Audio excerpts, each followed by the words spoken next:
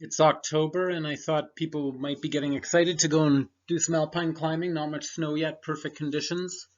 So I thought I'd do this slideshow that I presented in Quebec a while ago, rarement répété dans les Rocheuses, rarely repeated in the Rockies. This first slide is right above Canmore, on Perpetual Spring, on the Canmore wall. We started calling it Canmonique's. This is the Canmore wall on the left with Eternal Spring. The yellow line is the Tainted Love by Raphael Slawinski, and the blue line is The Hole. And only Raphael's bolted line has been repeated, the yellow line. This is shot from Perpetual Spring, the Canmore wall, the reservoir of Canmore down below there. And the crux pitch, Raphael coming in as the pinch hitter to lead one of the strangest moves I've ever seen on a mixed climb, this sideways mantle move. Thin feet, it traverses out under that roof. The Canmore wall is not very prone to avalanches. You wouldn't get hit anywhere on this route. On the approach, you walk straight up from the subdivision in Canmore, by Peaks of Grassy subdivision in Canmore, about a 2-hour approach uphill. Looking down at this fairly bold traverse that you make to under the big roof. An Alec trundling big rocks that would have been heard from downtown Canmore. It's nice and clean now, unrepeated. That's the Three Sisters in the background. This kind of gives you training for some of the bigger alpine routes. And I've got in this slideshow alternating between cragging routes and big mountain routes. So here's the Emperor Ridge. Beautiful views, Mount Whitehorn, unclimbed face right there. And the Emperor Ridge looking down almost 2,000 meters onto Berg Lake. Juan Enrique coming up at the top. This very dry summer we did this. Not much in the way of gargoyles. And summiting for sunset. Pretty amazing to be up at the top of the Rockies as the sun is setting. This is the yellow route or blue route that was highlighted on Mount Lawrence Grassy. So when I moved to Canmore, Brandon Poulin pointed out to me that there were no established routes on Lawrence Grassy, the mountain straight above Canmore. And Barry Blanchard said it's best to do alpine routes in the Rockies in the winter when it's all frozen together. So we went up and found this feature. The start of the hole with a bit of overlap. Also unrepeated. This is David Lucier and Jay Mills coming up when we finally did the first ascent all the way to the top. You got to have some skills to make good anchors, a specter, a tool. I think both tools are involved in that anchor, but luckily Jay was leading the pitch. He's pretty solid. This is leading up toward the hole, and then going through the hole. We called it M5, I think, kind of slabby, but reasonable pro. Quite a unique feature. And then topping out above Canmore in the dark. So these are all multi-pitches, take quite a while, short days in the winter, but super enjoyable. Mixed climbing. It trains you for when you try to go climb something big in the alpine and it's snowy. So this was the middle of summer. Colin Haley here was very impressed that even in the middle of the summer, the Rockies can be pretty wintry. So we were aiming to go over through the black hole, down to the upper Athabasca River Valley and walk up to Mount Columbia. So this is down below the north face of North Twin, down Haberl Creek. That's the Athabasca Valley below. Beautiful, beautiful place to hike, even if you're not going climbing. And then we walk up. This is just like the Icefields Parkway, but without any people. Incredible wildflowers, no highway, nobody goes there. Mount Columbia.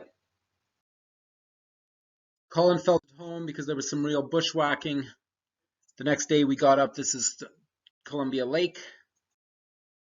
Bivvied right here.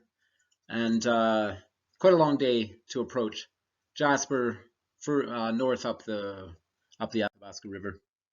Beautiful, beautiful spot. And then the next day, so that's Mount Alberta in the background, Columbia Lake draining into the upper Athabasca River, heading up. And this is almost at the summit. Colin doesn't like to put the rope on very much. Topping out, we realized, we had, how far is it? I don't know, 20 kilometers or something to walk across the Columbia ice field. Unfortunately, I'd forgotten my sunglasses, so don't do that. I can't remember, I did this slideshow earlier, as I said, and there was some joke about a wombat in Australia. These incredible animals. So this one is unrepeated as well. From left to right, that's the North Ridge of Storm Mountain. Unrepeated is the Wallader route, the black line. The purple line is our line, canoeing to Cuba. A homage to Pierre Trudeau, who tried to canoe to Cuba, in fact. Was rescued, I believe. And then Moonlight, I'd have to check what Toshi and Takeshi, two fellows from Canmore, called their route the Red Line. They actually did it the same route as same day as I did another route in there. And the Green Line, the Ridge. So this is heading up canoeing to Cuba. These incredible chalk stones. Martin Van Heeren here early on the pitch, and then this is the crux pitch. So this is pretty solid ice, not kind of short-lived too. I squeezed behind the pillar. And then came out, but it's always kind of intriguing. It's early in the season. You're climbing mixed ground onto pillars, early to be getting after it. And then J Mills, this is kind of the second real pitch after the crux pitch. Again, so shorter cragging route there, and then a longer alpine route. This is the Peturia Integral of Chauce, we called it. This is the traverse of the Son of Twin and the North Twin onto Twins Tower that I did with Alec Berg a couple summers ago. When I first tried the North Twin years ago, gave me the idea that I'd like to go back. Pretty incredible views. And the Son of Twin hadn't been repeated. And this is from my first attempt on the North Twin. So even though I had this happen, decided I'd go back. This is with Alec, the Son of Twin in the way. And then we're going to descend from the Son of Twin onto the Abrams route, which I'd climbed years earlier, starting up some pretty moderate ground, using the skills that you learn on the cragging routes, putting them into effect on the bigger routes. This is looking down. Luckily, this is from the top of Son of Twin, and at this point I was trying to think of excuses to not to go, but Alec led the rappel down here into this col. Not the most friendly place I've ever been. Woke up the next morning and headed up the Abrams route, so not difficult climbing at all. This had seen one repeat. Brandon Poulin and I did this as an independent line 30 years after the first ascent, probably.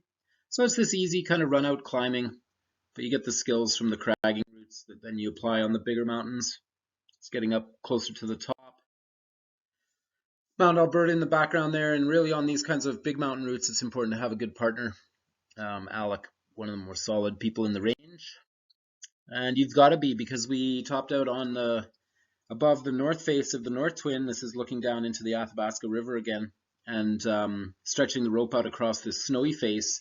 And you can't really fall on this terrain, but you wouldn't want to, that's for sure. I think there was one ice screw in there on the rope length. Beautiful place to be, seeing sunset from up on the top of the North Twin. It's pretty incredible. This is an easier route that should be repeated. This is right above Bow Lake, so this face has been photographed to death. It's on Instagram all over the place, and this is the only completed route up this this face. I think Raphael Slawinski, well, this gully off to the right that's mostly snow, Raphael has climbed, and then I believe he might also have a route in that steeper aspect.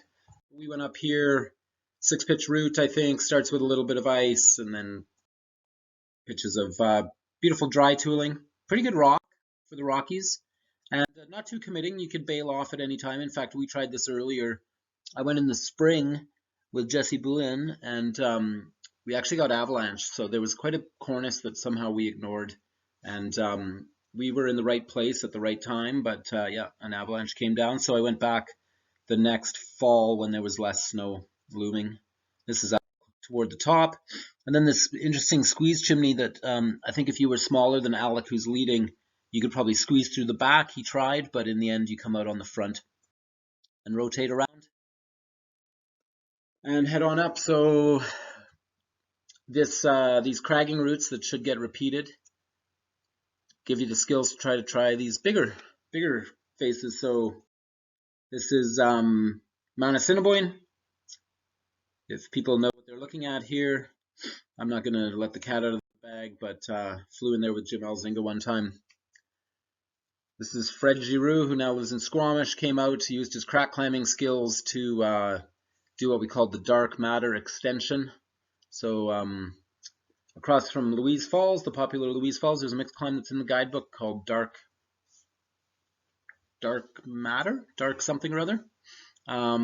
Gets climbed quite a bit when it's in, but there was a little bit at the top that extended it to the top of the cliff. It was kind of an obvious thing to do, and Fred's pretty strong.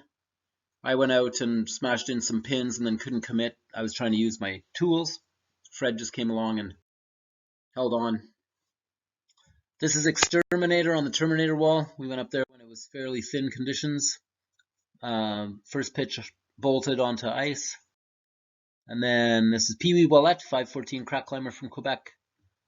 Came out, and Jasmin Fautour and Pee-wee and I went up. Didn't top out. This is Jazz very impressively leading the second pitch, but the third pitch was not in. So I've yet to actually make it up there. You know, you got to have the right attitude, so don't take things too seriously. But with the skills that you learn in the Rockies, you can head off to the greater ranges. Just watch out for avalanche and serac hazard. You end up climbing through seracs, you know, beautiful places here like the Characusa Valley, and you get to apply your skills and try to get up some bigger mountains.